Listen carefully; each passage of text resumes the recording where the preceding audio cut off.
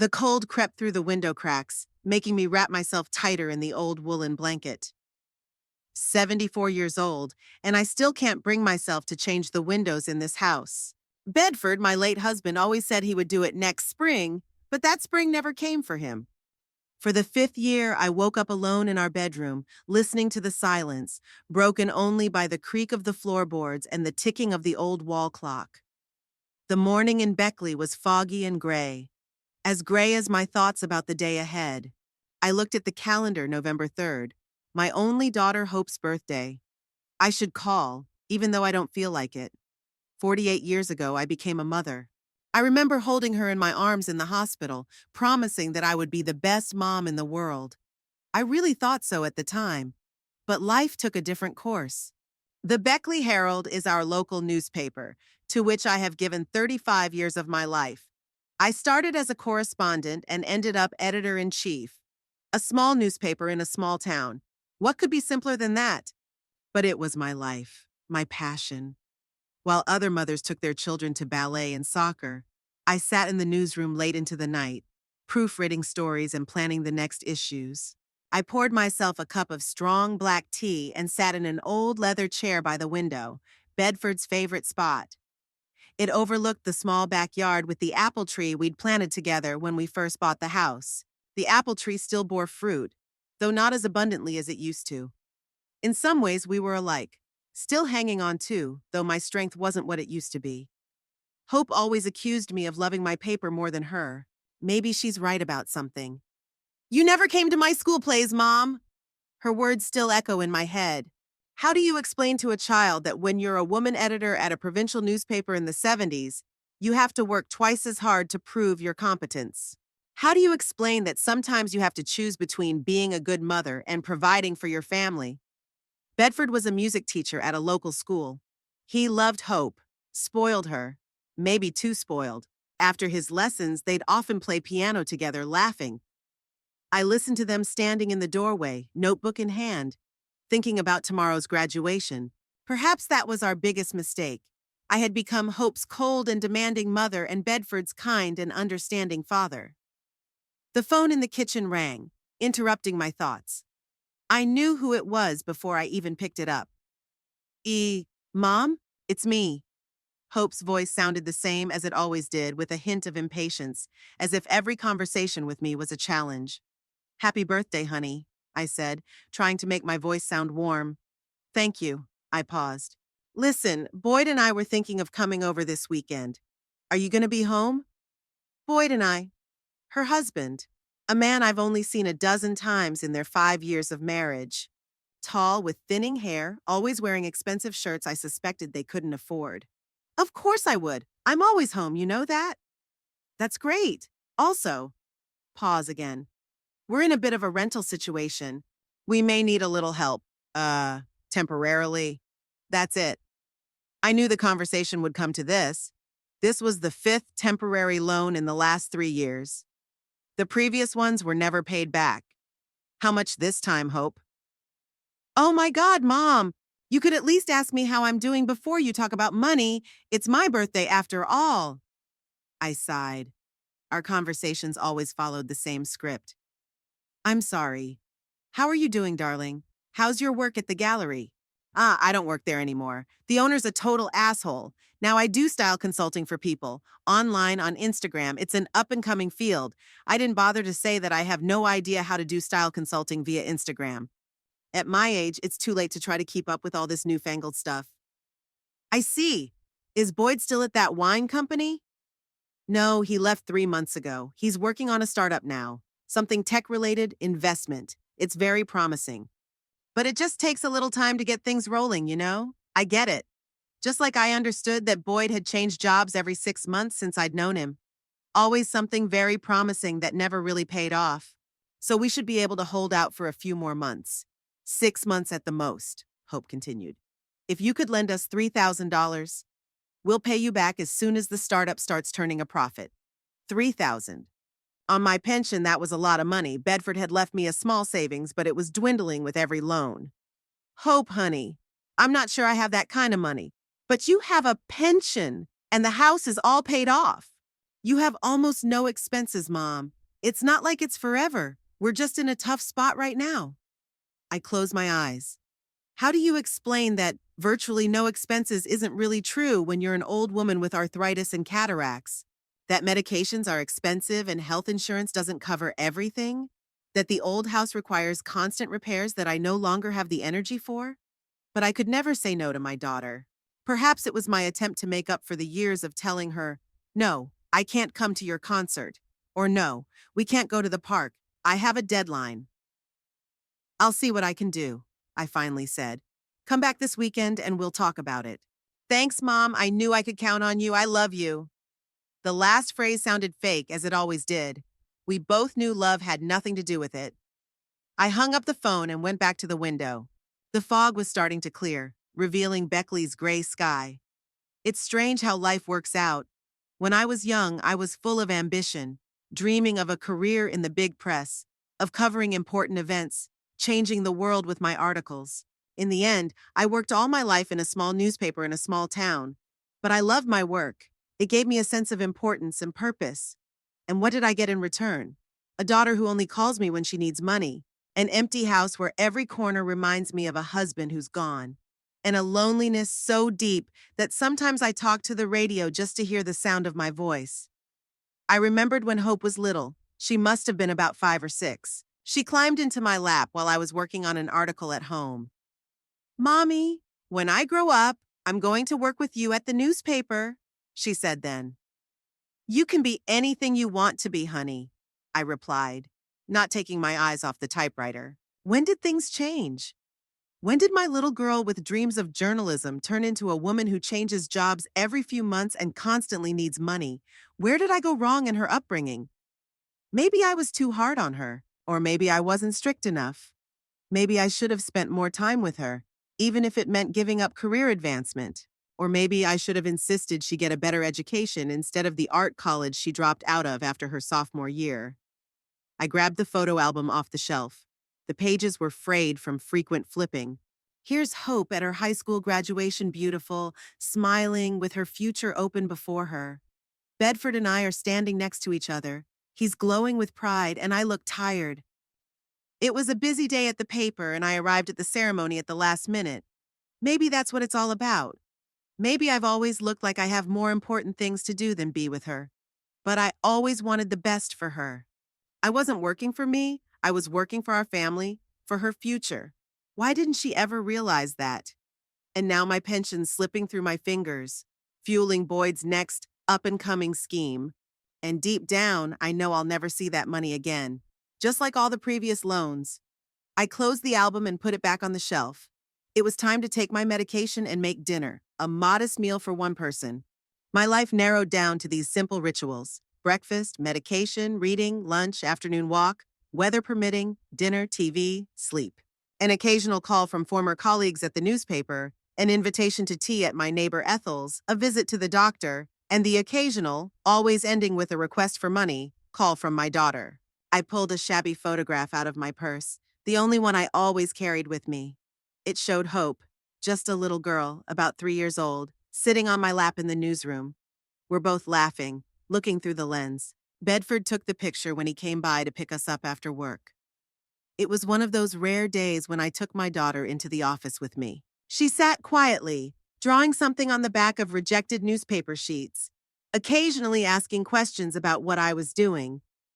You look so much alike, Bedford said then. And we did look alike, the same stubborn chin, the same brown eyes with golden speckles. But inside, we were very different people.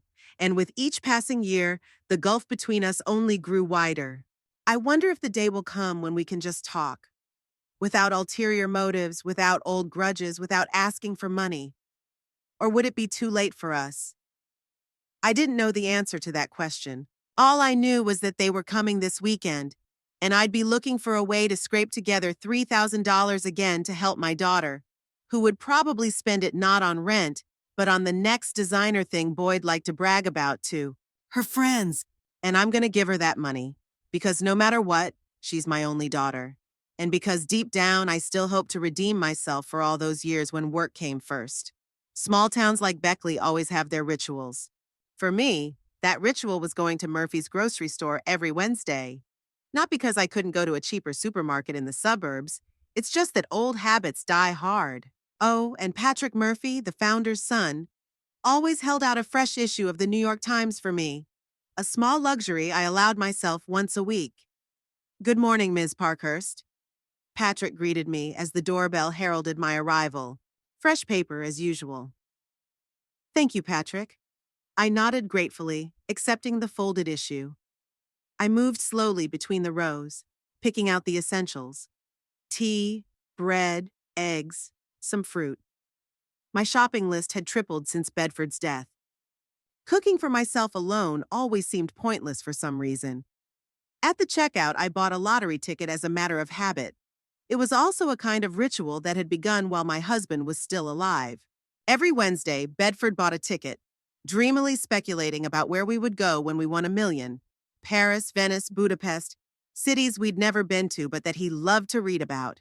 After he died, I continued to buy those tickets, not because of the hope of winning, but as a way to preserve that tiny piece of our life together.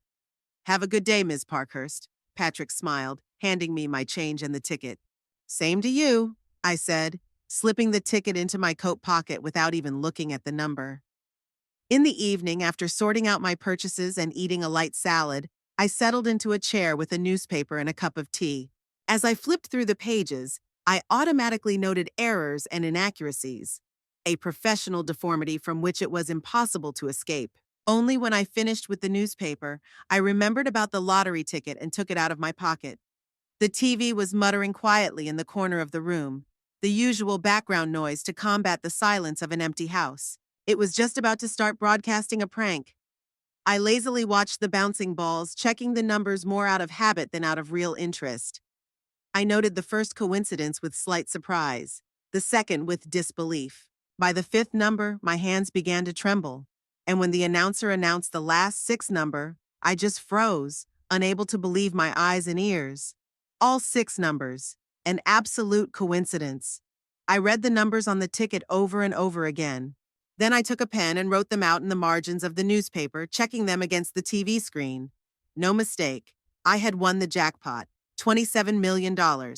My first instinct was to call Bedford.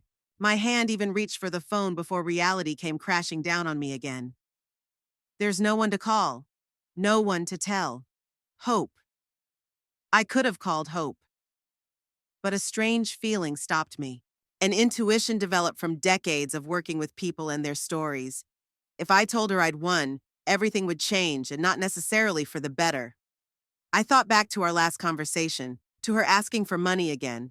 I remembered all the previous loans that had never been repaid. I imagined Hope and Boyd starting to make plans for my money. Money I'd never aspired to have and didn't know what to do with. No, I wouldn't tell anyone for now. The next few days passed like a blur. I went to the lottery commission, confirmed my winnings, signed the necessary paperwork. I was offered a public check presentation ceremony, but I declined, preferring to remain an anonymous winner. Fortunately, in our state, that was possible. The money arrived in my account 2 weeks later. An incredible amount of money. The mere sight of it on my bank statement made me dizzy.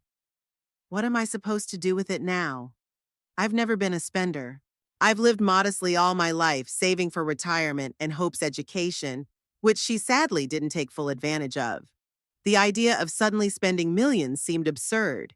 After some thought, I decided to turn to a professional. Amber Tuttle was a well-known financial advisor in Beckley. Her office was in a modern building on the town's main street, one of the few new buildings among Beckley's Victorian architecture. "Ms. Parkhurst, nice to meet you," Amber greeted me with a firm handshake. "What can I do for you?"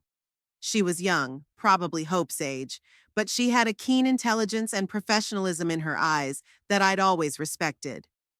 "I have an unusual financial situation," I began cautiously, "and I need advice on money management. I didn't talk about winning right away. I wanted to see if I could trust this woman first." "Did you sell the house? Did you get your inheritance?" she asked me delicately. "You could say that." I hesitated, then made up my mind. "I won the lottery, a lot of money." Amber kept her expression professional, raising her eyebrows slightly. I see. And you want to keep it a secret? I nodded. In that case, let's talk strategy. She opened her laptop. First, how much money are we talking about? That will help me determine the scope of the planning. 27 million. It still felt strange to say that number out loud. Now Amber couldn't hide her surprise. Well, congratulations. That's a significant amount of money. She paused, gathering her thoughts. Do you have any ideas about what you'd like to do with it? I wondered. In fact, despite days of thinking, I didn't have a clear plan. I want to ensure a peaceful old age without worrying about medical expenses, I began. Some home improvements, perhaps. But most of it, I don't know. I've never thought about that kind of money. Do you have any family you'd like to take care of? Amber asked. Children, grandchildren? A daughter, I answered. But we have a complicated relationship. I'm not sure I want her to know about the winnings. At least not right now. Amber nodded understandingly, showing no judgment. In that case, we need to develop a strategy that will allow you to manage those funds discreetly. Diversification will be key. We can spread the money across a variety of investments, from safe government bonds to riskier but potentially more lucrative business investments. Over the next 2 hours, we discussed the various options. Amber proved to be not only competent, but also a surprisingly pleasant conversationalist. She didn't try to impress me with financial jargon or push me toward specific solutions. Instead, she patiently explained the pros and cons of each option, giving me the opportunity to make an educated decision. By the end of the meeting, we had a plan. We decided to invest a significant portion of the amount in a diversified portfolio, stocks of stable companies, bonds, mutual funds. Some of the money would go into a trust to fund my medical expenses in the future. And another portion we decided to invest in local businesses, small investments in Beckley companies I knew and respected. We could organize everything through a holding company, Amber suggested. That way, your name wouldn't be directly connected to the investment. That would ensure your privacy. The idea of me, Thelma Parkhurst, owning a holding company seemed absurd, but I agreed. After all, the world of the rich was as foreign to me as the Amazon jungle. One last thing, Amber said, closing her laptop. Not all decisions need to be made at once. You have time to think and adjust your strategy as needed. I left the office with a head full of new information and a strange sense of unreality about what was happening. Turning down a quiet side street, I sat down on a bench in the small square where Beckley's brass band used to play. It was empty now, just fallen leaves swirling in the cool fall breeze. What had changed? I suddenly had more money than I could spend in several lifetimes. But did it really change anything? I was still a 74-year-old widow with arthritis and cataracts, still waking up alone in an empty house, still pining for my husband and regretting my strained relationship with my daughter. Money could give me comfort, new windows to keep out drafts, better medication, the chance to hire a domestic helper. But it couldn't bring Bedford back. Couldn't make Hope genuinely love me, not my wallet. They couldn't bring back my youth or my health. I remembered how Bedford and I had dreamed of traveling when we were young. We never had enough money for that. There were always more important expenses. Hope's education, roof repairs, a new car to replace the old one that had finally broken down. And now that I had the means to travel the world several times, I had no one to take with me. My musings were interrupted by a phone call. I pulled my cell phone out of my bag, a gift from Hope last Christmas. So we can always stay in touch, she'd said then. Actually, I suspected it was so I'd always be available when she needed money. Mom? Hope's voice sounded unnaturally cheerful. How are you? Boyd and I were thinking of stopping by today. Will you be home? Of course I will, I answered, trying to make my voice sound normal. Great! We got some great news. Boyd got a job offer. We'll stop by to tell you the details. Job offer for Boyd usually meant another dubious money-making scheme. But I didn't say anything. Let them come. I was still going to give them the $3,000 Hope had asked for on her birthday. It would be the last time I sponsored their whims, I decided. But they wouldn't know about it, of course. I got home and started cooking dinner, the first time in a long time I hadn't skimped on ingredients. If I had millions now, why not treat myself and my guests to good wine and steak? A small luxury I could afford. Strangely, the realization of my own wealth didn't bring me the joy I expected. Instead of euphoria, I felt more like responsibility and some confusion.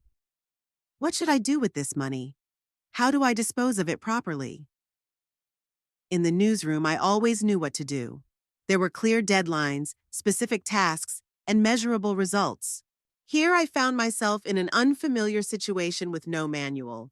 Stirring the sauce on the stove, I thought about what made me truly happy in life.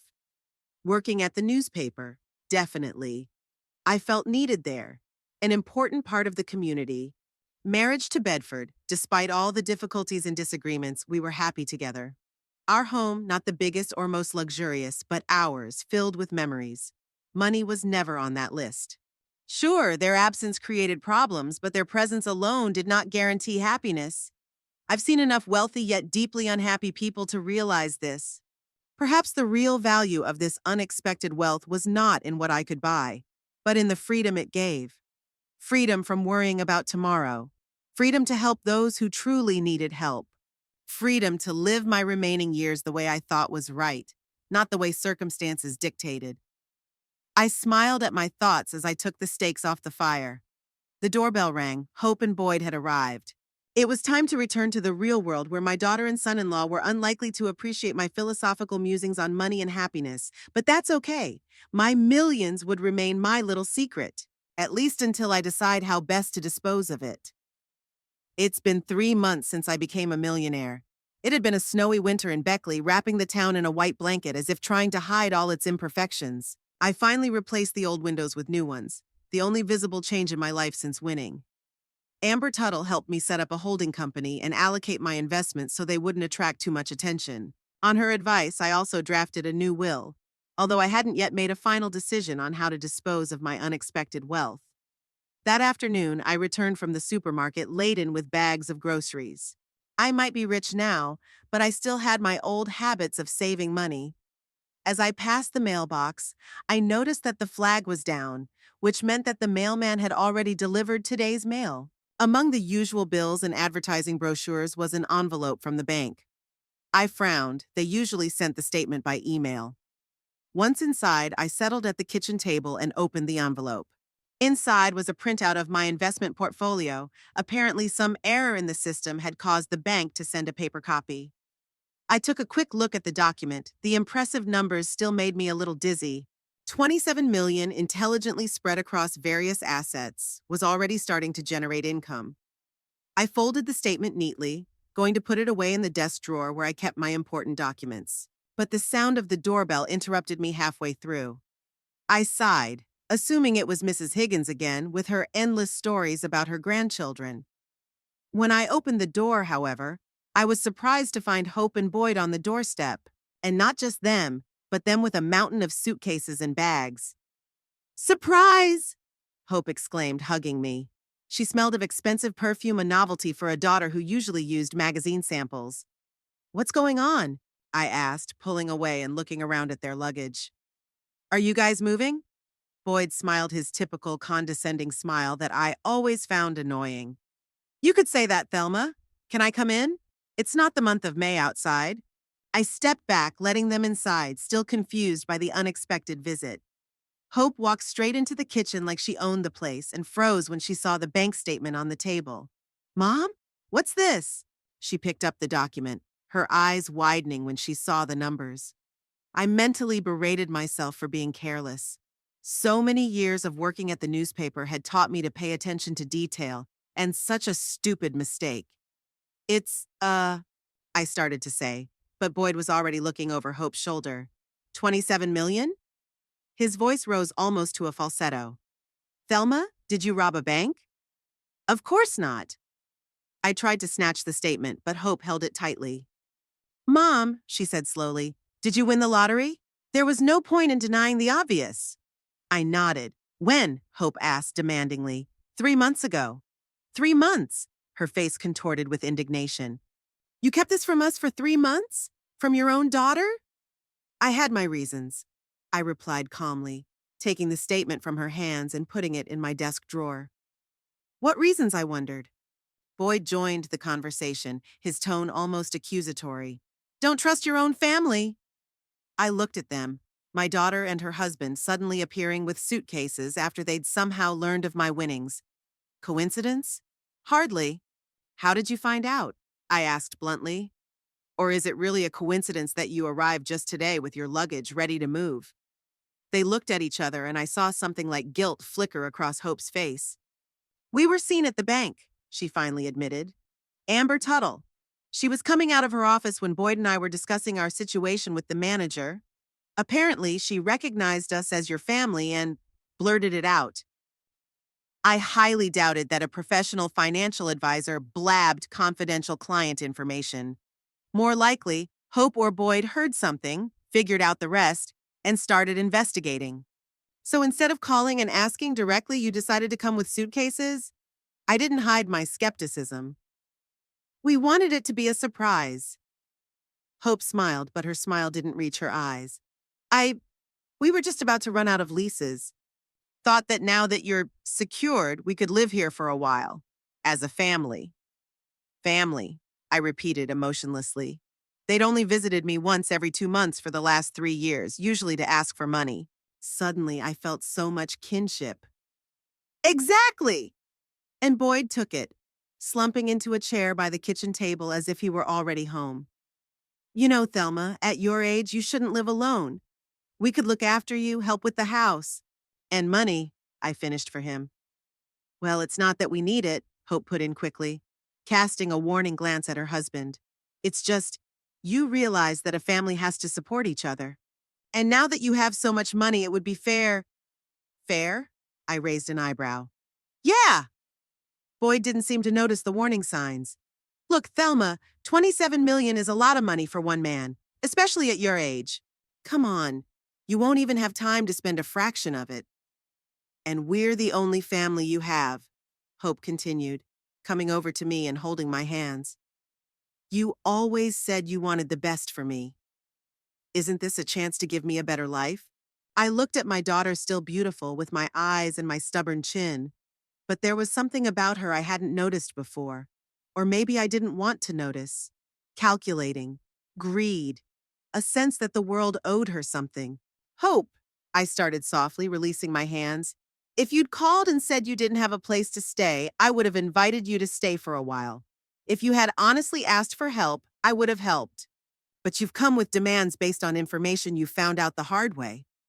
We're not making demands, Hope objected, but her eyes said otherwise. We're just, Mom, you're my mother. This money is our family blessing. We're entitled to a portion of your income. Hell yeah, Boyd pounded his fist on the table. You've been a cheapskate all your life, Thelma. Always making excuses why you can't help. And now it turns out you're sitting on millions. I felt anger rising in me. The cold, restrained anger of an editor who had seen hundreds of attempts at manipulation in his career. I'm a curmudgeon? My voice was quiet but sharp as a blade. I've given you almost $30,000 in the last 3 years. Money that never came back? Money that went for your designer shirts, Boyd, and your promising business ideas that never materialized. Those were loans, Hope protested. We were going to pay them back. When? I interrupted. When your husband finally gets a job that lasts longer than 3 months?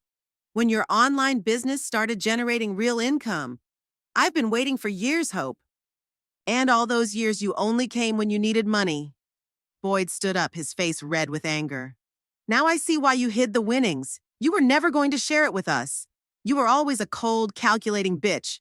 Hope told me how you treated her when she was a kid, always at work, never had time for her. Boyd! Hope exclaimed, but there was no real outrage in her voice. She'd obviously said those things to him. Boyd's words had hit a sore spot. Yes, I wasn't the perfect mom. Yes, I often put work first. But I did it to provide for our family. To give Hope opportunities I never had. You're right, Boyd, I said, surprising them both with my calmness. I wasn't the perfect mother. And maybe some of the blame for the way Hope grew up lies with me. But that doesn't give you the right to demand my money. It's not just your money, Hope exclaimed. It's a family inheritance. Inheritance? I grinned bitterly. An inheritance is something that passes after death. Are you in such a hurry to get yours that you can't wait until I'm dead? There was a heavy silence. None of them refuted my assumption, and that said more than any words could. Look, Thelma. Boyd changed tactics, his voice almost pleading. Hope and I are going through a hard time. We've been evicted from our apartment. We don't have jobs. We're just asking for help. If you were just asking for help, I'd help. But you're here with suitcases, claiming rights to my money. I shook my head. That's not asking. That's extortion. Mom! Tears welled up in Hope's eyes, but I didn't believe they were sincere. How can you say that? We're your family. Family is more than a last name and DNA. I walked to the window, looking out at the snowy yard. Family is people who support each other not because of money, but despite the lack of it. That's very touching, Boyd said sarcastically. But that doesn't solve our problem. We have nowhere to go. I turned toward them, feeling strangely calm. In a way, I'd been waiting for this moment. Part of me had always known that sooner or later they would try to manipulate me more openly. You can stay for a week, I said. During that time, find an apartment. I'll pay the first and last month's rent, no more. A week? Hope was outraged. Mom, you can't seriously... And also, I continued as if I hadn't heard her. I will not discuss my finances, not with you or anyone else. It's my own business. Your personal business? Boyd was almost shouting. You selfish old woman! You think you're going to take everything with you to the grave? Boyd! Hope's outrage sounded genuine this time. Even she realized he'd gone too far. But his words didn't hurt me anymore. Maybe because somewhere deep inside, I knew he was right. Not that I was selfish, but that I needed to decide what to do with the money. I couldn't take it with me. And I didn't want it to go to people who only saw me as a wallet. You can have the guest bedroom, I said, heading toward the kitchen exit. Dinner's at 7. I'm going to lie down. A day's sleep at my age isn't a luxury, it's a necessity. Mom, we need to talk. Hope is blocking my way. You can't just leave in the middle of a conversation. I looked at her. My only daughter who had never understood that money wasn't the most important thing in life, who was willing to manipulate her own mother for material gain. This conversation is over, Hope, I said softly but firmly. And my answer isn't going to change, no matter how much pressure you put on it. We have a right to know what you plan to do with the money. Boyd wouldn't stop. This is about Hope's future. I smiled, not happily, but with a bitter understanding of the situation. Hope's future doesn't depend on my money, but on her own decisions and actions. I stepped around my daughter and headed for the stairs. You can't just ignore us, Boyd shouted after me. We're not going anywhere until this is resolved. I stopped halfway up the stairs and turned around. Do you really think I wasn't ready for this? I asked quietly. That I didn't anticipate this kind of reaction? I've been a newspaper editor for 35 years. I've seen through people, and I took action. What kind of measures? Hope asked suspiciously. I allowed myself a small smile. I won't tell you that. But believe me, you can't blackmail or manipulate me. So I suggest you accept my terms and use this week to find a new place to live. Or leave right now. It's up to you. With those words, I continued up the stairs, leaving them standing at the bottom of the stairs with their mouths open in surprise. Perhaps for the first time in their lives, they were facing a firm refusal from me. And from the look on their faces, they didn't know how to react. In the bedroom, I closed the door and crouched on the edge of the bed. My hands were trembling slightly, not from fear, but from exertion. But inside, I felt a strange satisfaction. I had finally said what I should have said years ago. And most importantly, I was actually prepared for this confrontation.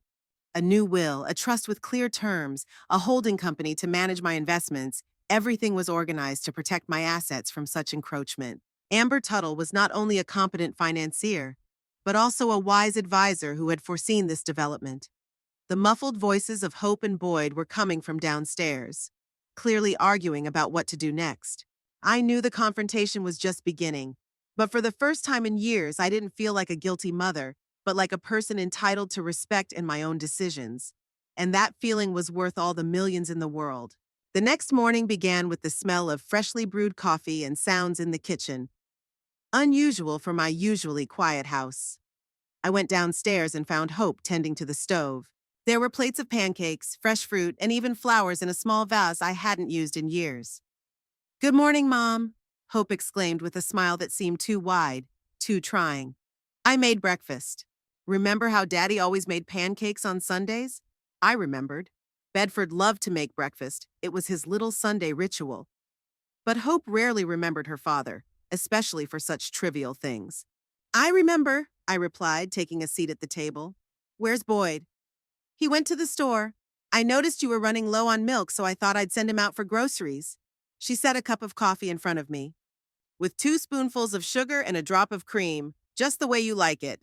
I looked at the cup in surprise. Hope had never memorized how I drank coffee. She was usually too busy with herself to pay attention to such details. "Thanks," I said, taking a sip. The coffee was good. I had to hand it to her. "I thought we could spend the day together today," Hope suggested, sitting down across from me. "Go shopping, maybe have lunch somewhere.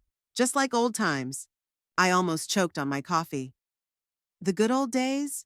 What old times was she talking about? About those rare occasions when she'd come home from college just to ask for money for new clothes or a trip with friends? Or about those final years when every visit from her ended with another loan? "I don't remember us shopping together much," I said softly. Hope frowned for a second, but quickly put a smile back on her face. "Well then, it's about time we started. Don't you think your closet needs an update?" She looked critically at my old robe. "We could get you something more modern." Oh, that's it.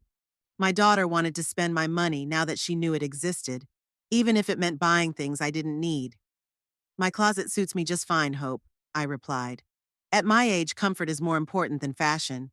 "But Mom, you can afford better things now," she objected, and I saw a flicker of impatience in her eyes. "Why live like you used to when you have the opportunity to enjoy life?" I looked at my daughter. I really did. At her expensive blouse that she certainly couldn't afford on the income from her online counseling business. At the manicure that cost more than I spent on food in a week. At the greedy glint in her eyes when she talked about money. "I enjoy life, Hope," I said calmly. "It's just that my idea of enjoyment is different from yours." She opened her mouth to object, but at that moment the front door opened and Boyd walked in with bags from the grocery store. "Good morning, Thelma." He said hello with an enthusiasm I'd never noticed in his voice before. "It's a beautiful day, isn't it? I bought your favorite cookies. Oatmeal raisin cookies, right?" I'd never told Boyd about my cookie preferences. In fact, I was pretty sure he never paid attention to what I ate. "Actually, I prefer almonds," I replied, watching his smile waver slightly. "Oh, sorry, I thought—" He threw a quick glance at Hope, who shook her head faintly. "I'll get almonds next time. By the way, I noticed your car needs a wash. I could do that after breakfast." "No need," I replied. "I don't drive much this time of year." "But still," he insisted, "it's nice to have a clean car." "I want to help, Thelma. I really do." His sincerity was as fake as a $3 bill. In the 5 years they'd known each other, Boyd had never offered to help unless it meant some kind of profit. After breakfast, Hope insisted on washing the dishes, not letting me even go near the sink. Boyd, despite my objections, went to wash my car. I sat in the living room with a book, watching this spectacle with bitter irony. They were trying so hard it was almost painful to see. An hour later, Hope joined me in the living room holding an old photo album she found on the bookshelf. "Look what I found!" She settled down next to me on the couch. "Let's look through it together, shall we?" I agreed, partly out of curiosity. Where was she going with this? Hope started flipping through the pages, stopping at pictures of us together. "Remember this day?" She pointed to a picture of her and me, about 10 years old, standing by the lake. It was our only real trip. I remembered. Bedford had insisted I take the day off and go to the lake with them. I spent the entire day checking articles on my phone, constantly distracted from my family. Not a good memory. "Yeah," I replied quietly. "Not a good day for me." "It was special to me," Hope said suddenly. "Because you were there. Not in the newsroom, but with us." I looked at her in surprise. There was a note of sincerity in her voice that I hadn't expected. "Really? I thought you were disappointed that I was constantly working even there." "I was," she admitted. "But still, you were there for me." That was enough. Something in her words touched me. but I couldn't quite trust the feeling. Not now, not when their motives were so transparent. Hope, I began gently. I appreciate you trying to create the appearance of a warm relationship, but we both know why you and Boyd have suddenly become so solicitous. Her face froze for a moment before she tried to feign offense. How can you say that? I just want to have a relationship with my mother. After finding out about my millions, I added, looking her straight in the eye. That's a weird coincidence, don't you think? Hope slammed the album shut. Why do you always think the worst of everything? Maybe I really want to be closer to you. Maybe I regret the way our relationship has turned out all these years. I sighed. Maybe there was some truth in her words somewhere deep down inside. Maybe she really did have regrets. But I couldn't shake the feeling that her remorse was directly related to my bank account. Hope, let's be honest with each other, I suggested. When was the last time you called me just to see how I was doing? Not to ask for money, not for any reason, just because you were wondering how your mother was doing? She opened her mouth but couldn't answer right away. We both knew the truth. I've been busy, she finally said weakly. Everyone's busy, Hope, but we make time for what's really important. Our conversation was interrupted by Boyd returning from the street. His shirt was wet with water and sweat, but he was smiling. Your car is as good as new now, Thelma, he announced proudly. I even checked the tire pressure and topped up the washer fluid. Thank you, Boyd, I replied politely. That's very, thoughtful of you. You're welcome. He plopped down in the chair across from us. You know, I've been thinking. You haven't had your house remodeled in a while, have you? I could help with that. Touch up the paint, maybe replace some of the furniture. With your new financial resources, we could totally transform this place. Here it is. I've been waiting for him to get to the point. I'm happy with the house as it is, I said calmly. And I've already said I don't plan to discuss my finances. But Thelma, Boyd leaned forward, you're not going to live like nothing's changed, are you? That's absurd. What's money for if you don't spend it? I spend it on what I think is right, I replied. And that's my right. Mom thinks you and I are only interested in her money, Hope said to Boyd, rolling her eyes theatrically. Isn't that funny? Absolutely. Boyd looked almost insulted. Thelma, we're your family. Of course we want you to live a better life. Enjoy life. It's only natural. I looked at them both. This coordinated play had clearly been rehearsed. Perhaps they even believed in their words on some level. People are surprisingly good at convincing themselves that their motives are honorable, even when they're acting out of self-interest. You know what? I said, rising from the couch. I'm a little tired. I think I'm going to lie down for a while. At 2 o'clock in the afternoon? Hope was surprised. Are you sick? No, it's just age. I headed for the stairs. At my age, a day's rest is a necessity. I'll get you some tea, Hope volunteered, jumping up. With honey and lemon, just the way you like it. I didn't bother to say that I'd never had tea with honey and lemon. There was no point in pointing out another falsity in their suddenly apparent concern. In my bedroom, I closed the door and took a deep breath.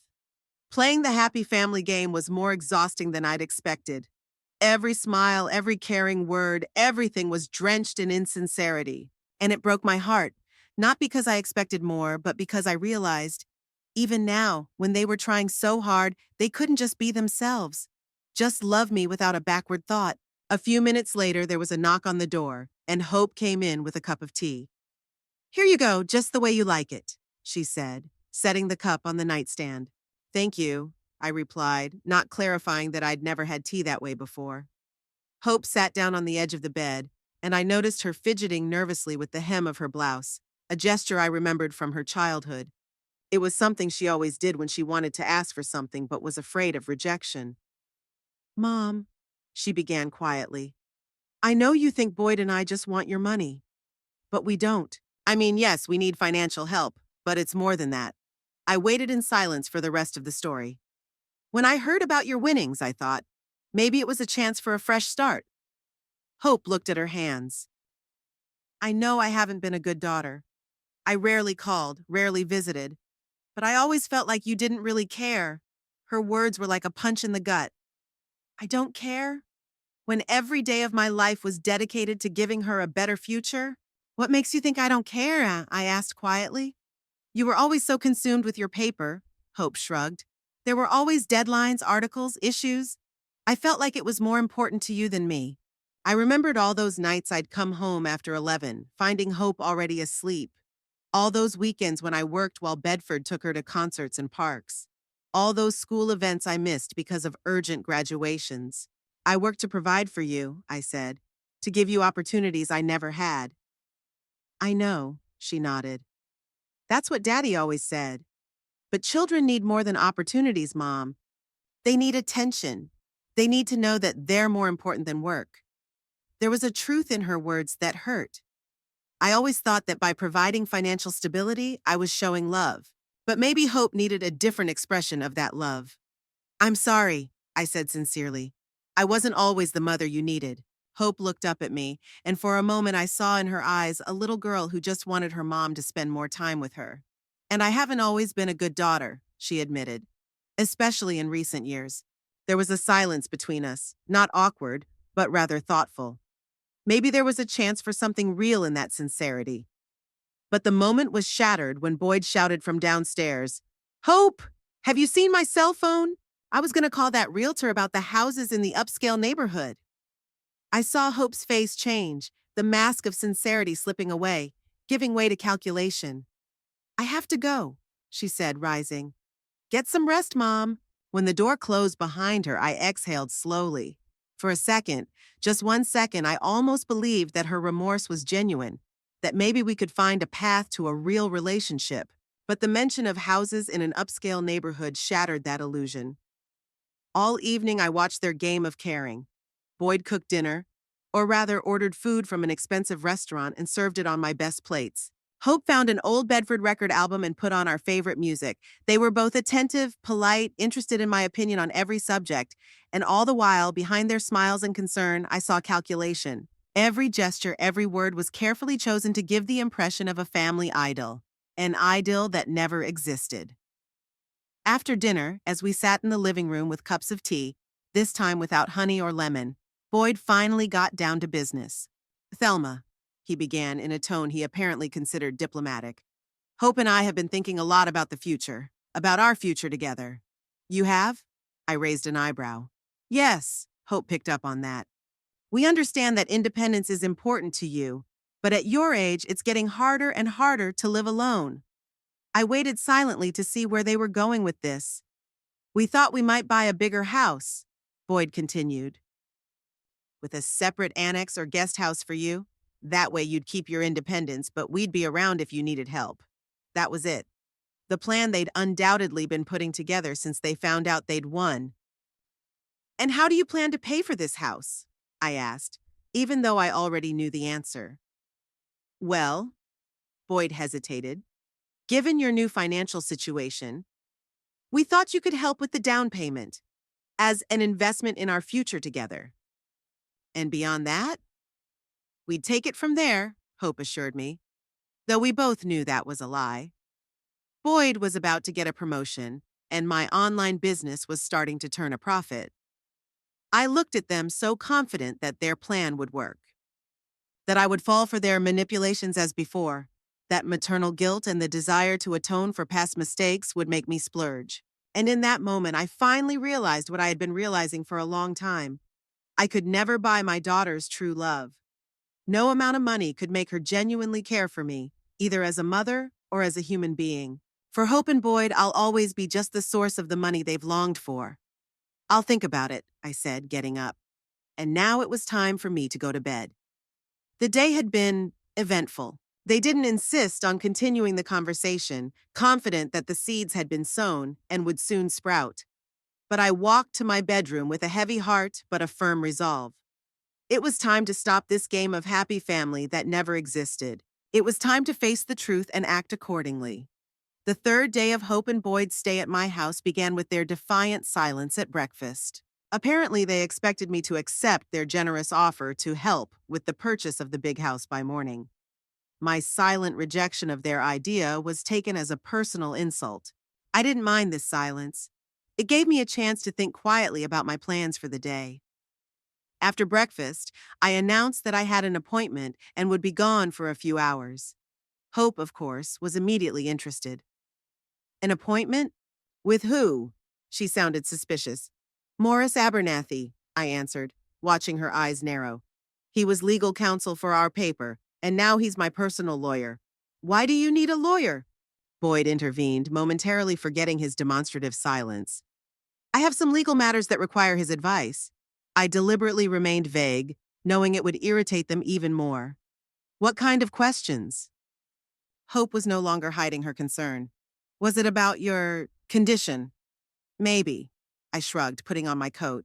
Don't expect me for dinner. I could feel their stares drilling into my back as I left the house. Good thing they didn't see the slight smile that appeared on my face as soon as I closed the door behind me. Morris Abernathy wasn't just a lawyer for the Beckley Herald. He was one of the few people I could call a true friend. We met when I first started working at the paper, and he was always there for me, helping me with legal issues related to publications and, later, my personal affairs. After Bedford's death, it was Morris who helped me with all the paperwork and formalities. His office was in an old Victorian building in the center of Beckley. Inside it smelled of books, wood, and leather, smells I'd always associated with reliability and permanence. Thelma. Morris rose from behind the desk to greet me. At 78, he still retained his stately posture and sharp mind. It's good to see you. Likewise, Morris, I smiled, settling into the chair across from him. So, he sat back down, folding his hands on the table. Your call sounded rather mysterious. What happened? I took a deep breath and started telling him everything about winning the lottery, about meeting Amber Tuttle, about Hope and Boyd's sudden appearance, about their attempts to manipulate me. Morris listened attentively, not interrupting, only occasionally making notes in his notebook. When I finished, he took off his glasses and rubbed the bridge of his nose thoughtfully. Well, it's a difficult situation, but it's not hopeless, he said at last. I take it you've already decided what you want to do with your fortune? Yes, I nodded. I've been thinking about it a lot. Money doesn't make me happy, Morris. But it can make something meaningful, something that will be left behind. And what would that be? He leaned forward, clearly intrigued. A scholarship fund for young journalists, I replied, feeling my voice grow more confident as I voiced the idea I'd been nurturing for weeks. A fund that would support talented students who wanted to pursue journalism, especially in small towns like Beckley. Morris smiled, and I could see the approval in his eyes. That sounds wonderful, Thelma. Very much in your spirit. Small-town newspapers are dying, Morris, I continued. They're being swallowed up by big corporations or simply shut down for lack of funds. They're the heart of communities. Without them, the voices of ordinary people won't be heard. I agree, he nodded. And such a foundation could do a lot of good. How do you envision its structure? We spent the next 2 hours discussing the details. The principal would be placed in a trust, and the investment income would be used to fund scholarships. Several scholarships each year for journalism students with the stipulation that they work for a minimum of 3 years at small local publications after graduation. Additional grants for research projects in regional journalism. Maybe even a support program for newspapers on the verge of closing. What about Hope? Morris asked when we'd finished discussing the structure of the foundation. Do you plan to leave her anything? I fell silent, feeling the weight of that decision. Yes, I said finally. No matter what, she's my daughter. I'll leave her a house and a small amount of money enough to live comfortably, but not so much as to encourage her irresponsibility. Morris nodded understandingly. And Boyd? Is there anything you want to do to protect her inheritance from him? If possible, I answered. I don't trust him, Morris. He'll spend it all in a year if he gets access. We could set up a separate trust for Hope, he suggested, with certain payment terms, like a fixed amount each month. That way, even if they divorced or Boyd tried to take control of the money, the principal would be protected. That sounds reasonable, I nodded, relieved that I was trusting a professional with these matters. Well, I think we have a general idea of what needs to be done. Morris began to gather the documents. I'll prepare all the necessary paperwork. When do you want to sign the will? As soon as possible, I answered. Considering the circumstances, I understand. He smiled sympathetically. Let's meet in 3 days. I'll try to expedite the process. I walked out of Morris's office feeling like a huge weight had been lifted off my shoulders. For the first time since I'd won, I had a clear goal. Something I really wanted to do with that money. Something important. Something meaningful.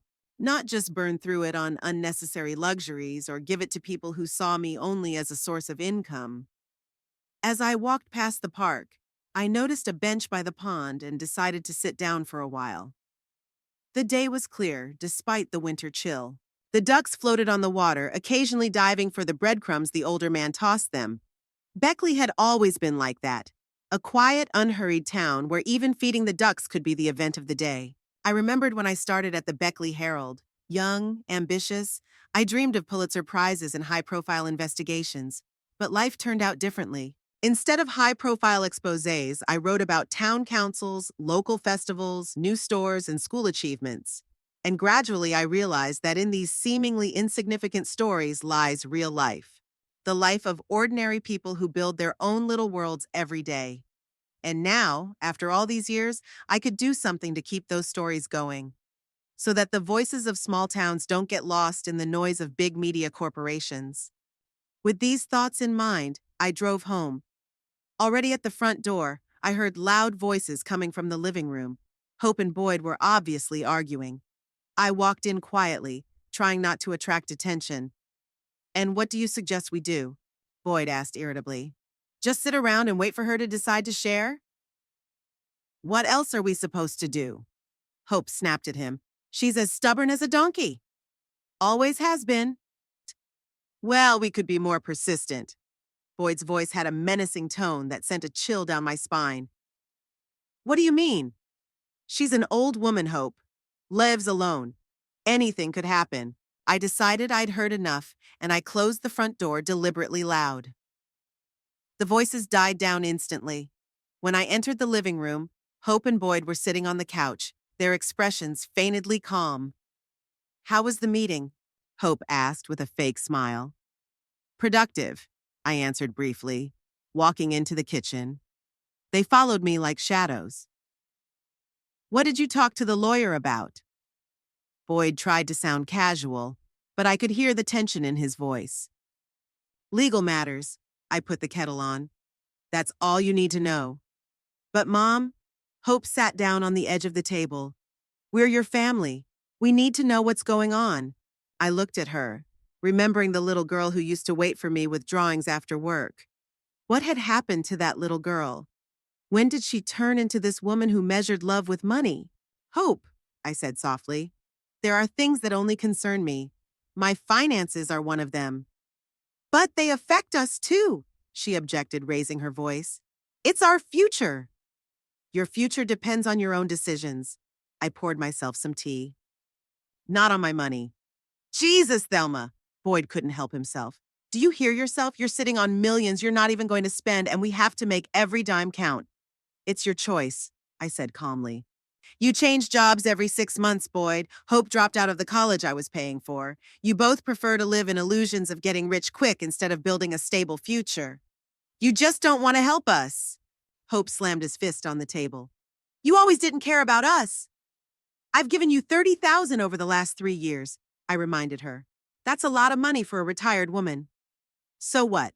So now you're rich." Boyd stepped closer, hovering over me. "You don't need that money, but it could change our lives." I stepped back, feeling my heart pounding.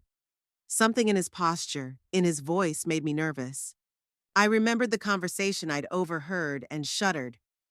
"I've decided what I'm going to do with my money," I said, trying to keep my voice steady. "And it's my final decision." "What decision?" Hope jumped up. "What's your plan?"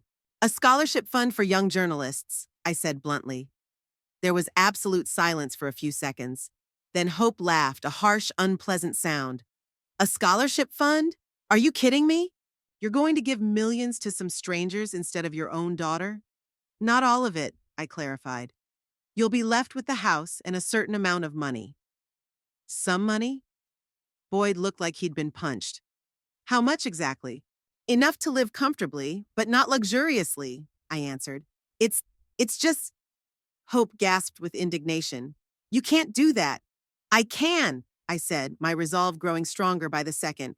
And I'm gonna do it. The will be signed in 3 days. Boyd turned white with rage. You will not sign that will, he said quietly, but threateningly. We won't let you. You can't stop me. I straightened up, looking him straight in the eye. It's my money, my decision. Mom! Hope grabbed my arm. Think about what you're doing.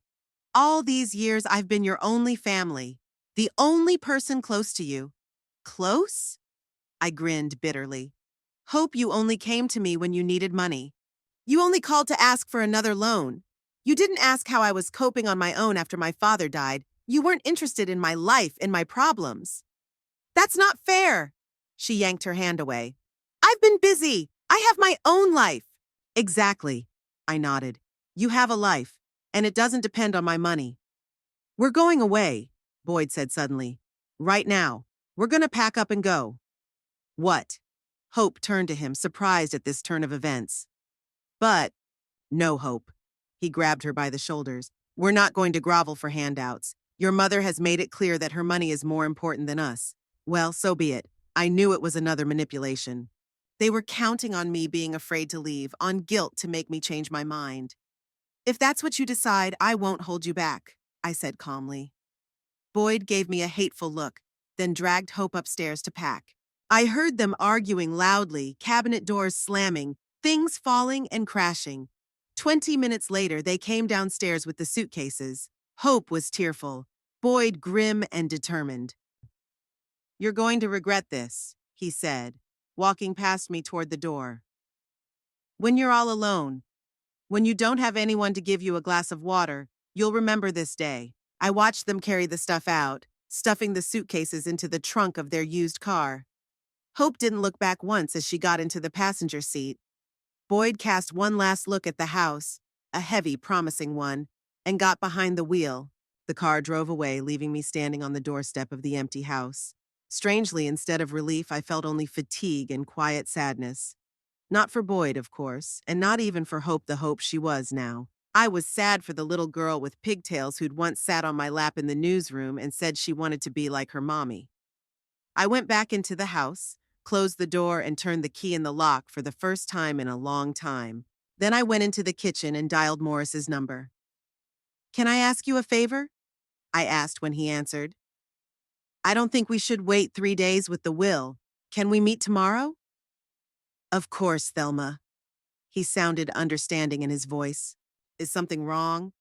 Hope and Boyd are gone, I answered. Pretty dramatic. And I'm not sure they've come to terms with my decision. I understand, I paused. I'll be in the office first thing in the morning.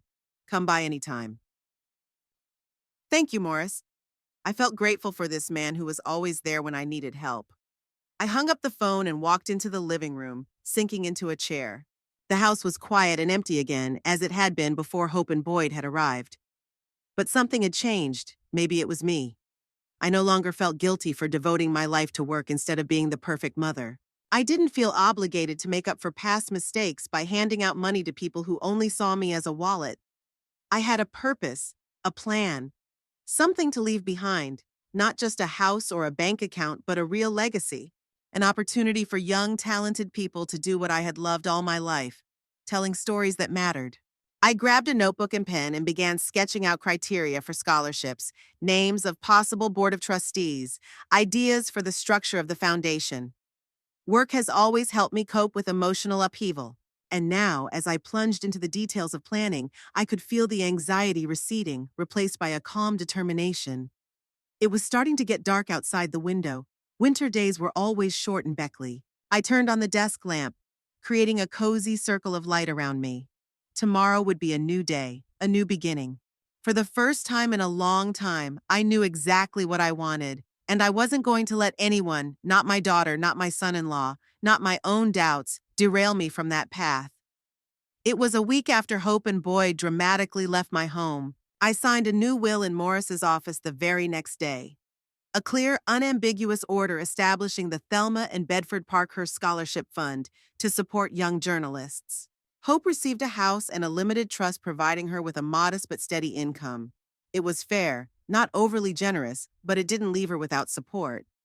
During that week, I received 2 calls from Hope. The first time she was in tears, saying that she and Boyd were living in a motel, that they were running out of money, that she didn't understand how I could be so cruel. The second time, the tone changed. She threatened to sue, to contest the will, to prove that I was incapacitated. I listened calmly, not interrupting. When she finished, I simply said that we could meet and talk in person if she was ready for a civilized conversation. After a short pause, she agreed. We agreed to meet at a neutral place, a small cafe called Mildred's in the center of town. I arrived 15 minutes early and chose a table by the window, overlooking the snow-covered main street of Beckley. I ordered tea and waited. Hope and Boyd showed up at exactly the appointed time. I noticed that they had taken a cab rather than their own car. Apparently, the financial problems were really serious. Hope looked tired and gaunt. Boyd looked tense and angry. They sat down across from me without taking off their outerwear, as if they didn't plan to stay long. "Thank you for coming," I began after they'd declined the tea. "We had no choice," Boyd said. "Your daughter is literally on the verge of a nervous breakdown because of your selfishness." I glanced at Hope, but she avoided my gaze, nervously tugging at the edge of her scarf. "I'd like to talk about our situation calmly and rationally," I said, ignoring Boyd's lunge, "without accusations or manipulation." "Ha!" Boyd snorted. "We're the manipulative ones? And you just decided to give millions to some strangers instead of your own daughter, and that's not manipulation at all." "Boyd," I looked him straight in the eye, "I know you're disappointed, but I don't have to give my money to anyone, not to you, not to Hope, not to strangers, as you put it. That money is mine, and I decide how I want to use it. You're disinheriting your daughter." He raised his voice, attracting the attention of the people at the neighboring tables. "No," I shook my head. "I'm leaving her the house she grew up in and a trust that provides a steady income.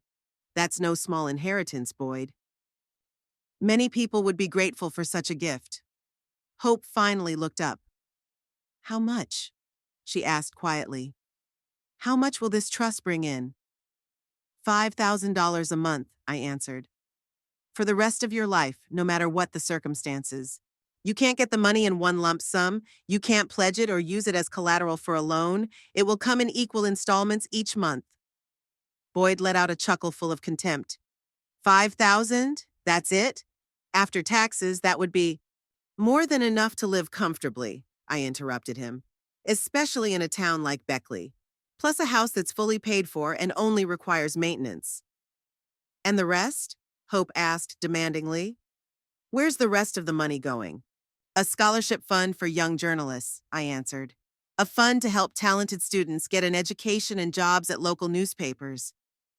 "You've always cared more about the damn paper than your own daughter," Hope said bitterly.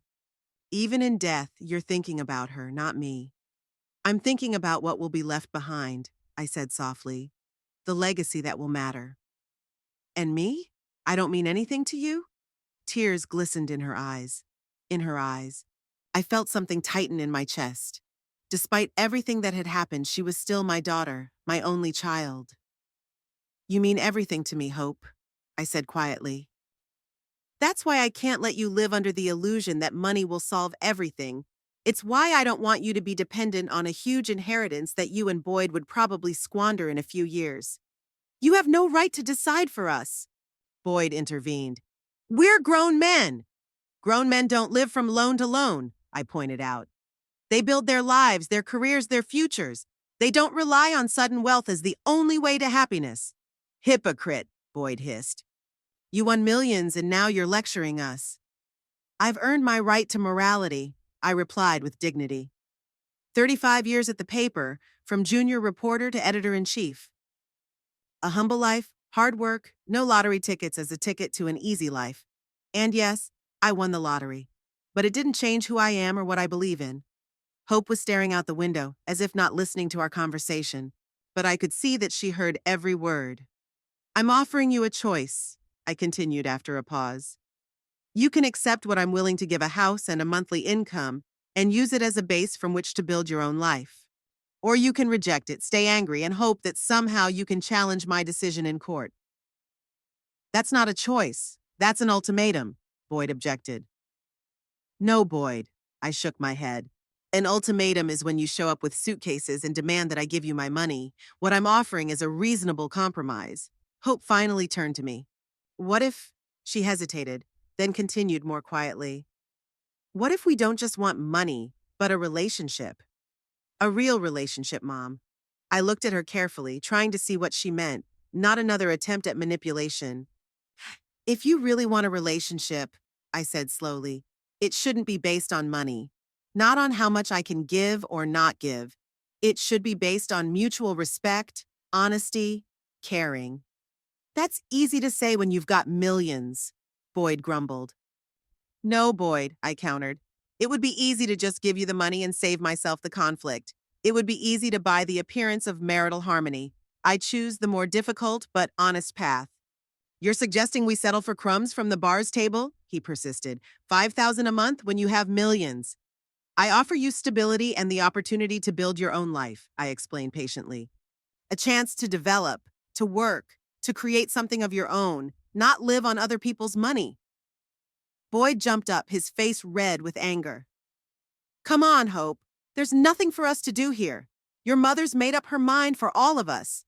Hope didn't move, still staring at me with an expression I couldn't decipher. Was it anger? Was it resentment? Or maybe, somewhere deep down, understanding? Hope, I reached across the table.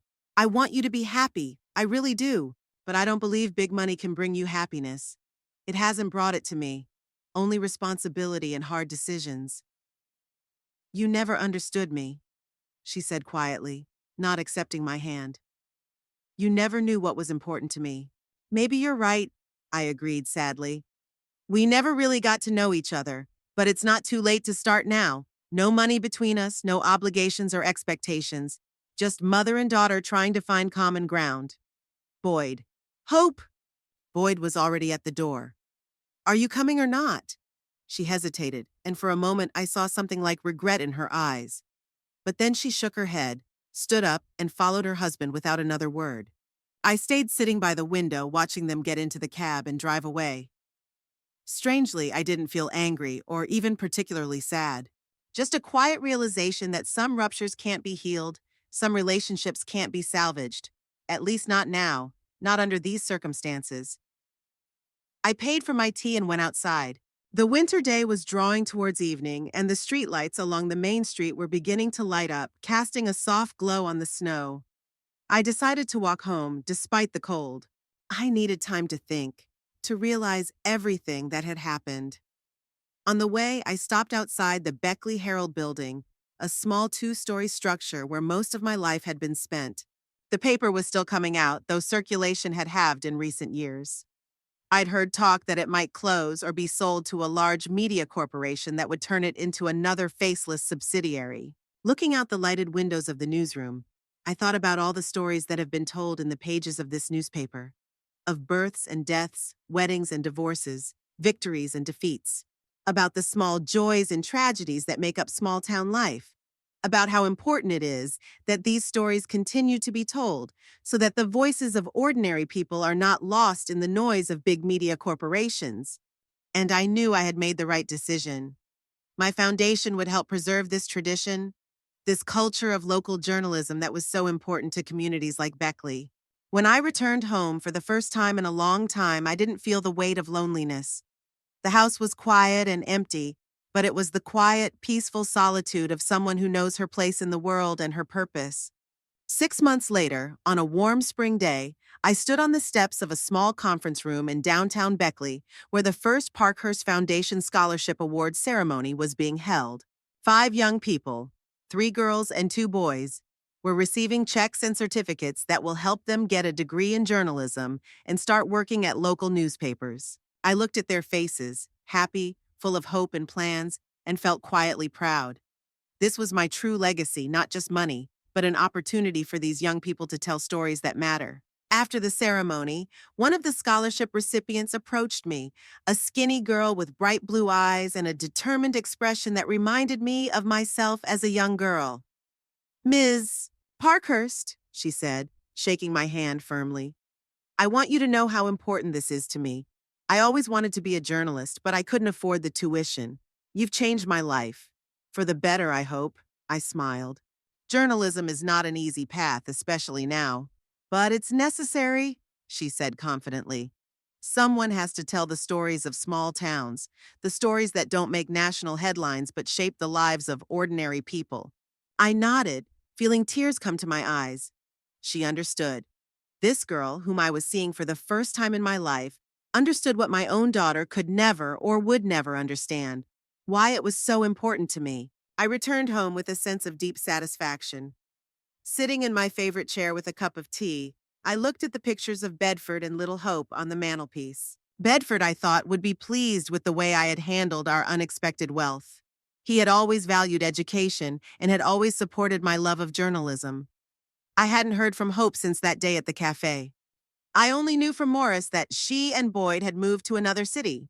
Maybe someday she'll understand.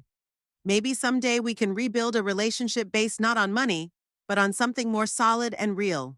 But even if that didn't happen, I knew I'd done the right thing. I didn't give in to manipulation. I didn't let guilt determine my decisions. I stayed true to myself and my values. After all, the real legacy is not the money we leave behind. It's the values and principles we stand up for even when it's hard. It's the seeds we sow in hopes that they will bear fruit even if we don't see a harvest. And I, Thelma Parkhurst, in my 74 years, have finally learned to live in harmony with this simple truth.